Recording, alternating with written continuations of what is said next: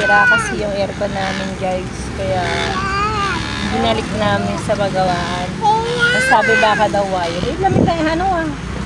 Buti pa itong malamig. Malamig na nga. Malamig na.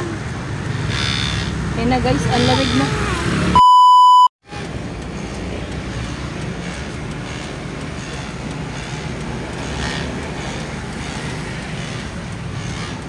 So yun mga mamshi, ito ang inyong rakiterang mami guys. So as you can see, sobrang init. Tarik na tarik yung araw sa labas. Sira kasi yung aircon namin guys. Kaya binalik namin sa bagawaan. Sabi baka daw wire. Eh, lamig tayo, ano ah. Buti pa itong malamig. Malamig na nga. Malamig na. Yan na guys, ang lamig na. Ano po, pati aso niya. Oh. Asa Silyon? Silyon! Silyon! So yan guys, papacheck namin yung electric wiring ng aircon. Okay naman daw yung Freon. So papacheck tayo dito kay ano, dito kay RJ Car Electrician. So dito tayo magpapacheck guys. Sa Marikina to guys. Nanggaan yung ilong ko. Init kasi. So yan, si Ate Pia lumipat sa safe drive. Uy, wag ka dyan, napagalitan tayo. Mahuli ka dyan. Alis ka dyan. Pilingera ang lola mo. Piling driver. Pag kami nalapitan na enforcer, nga kami pare-pareho. Sabihin siya nagda-drive. Ang sarap pala ng hangin natin. Balik na natin sa kanila guys. Ay! Ay! Tumbling-tumbling na. Yan, sa kanila talaga guys, nakatutok yan. Eh, kung dito kayo natin ilagay, para kasama kami.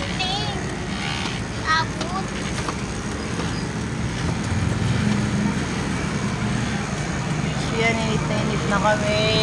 Sardina, sardina. Baka naman. Uy, nagpa-soft drinks na ako kanina. Dapat yung lemon eh.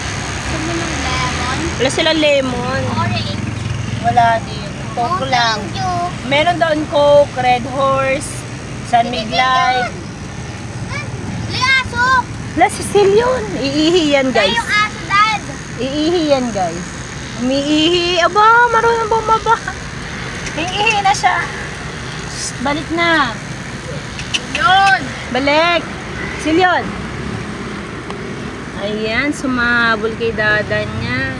Hindi siya makaakyat. Naihi, bumaba ng kotse. Ay, nako guys. Tirik na tirik araw guys. So, sumpaso na tayo guys.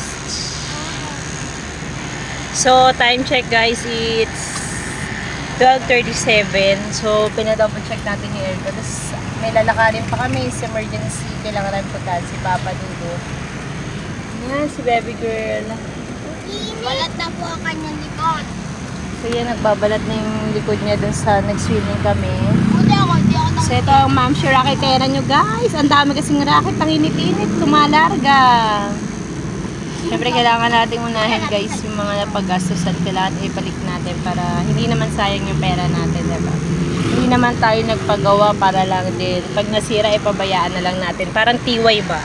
Wala na tiway ngayon guys. Kung kaya pang ibalik doon sa pinagpagawa, ibabalik para magawa ng paraan guys. So yun na guys. Dito na kayo rin. Mahangin. Ay, ang init ang singaw. Pag sa inyo nakaharap mainit. Pag dito nakaharap malamig. Ayan o dito o. Sa amin. O. Diba? Init. So yun na guys. See you later na lang guys. Bye-bye, this is your Raketera Manis. Bye! Bye, big girl!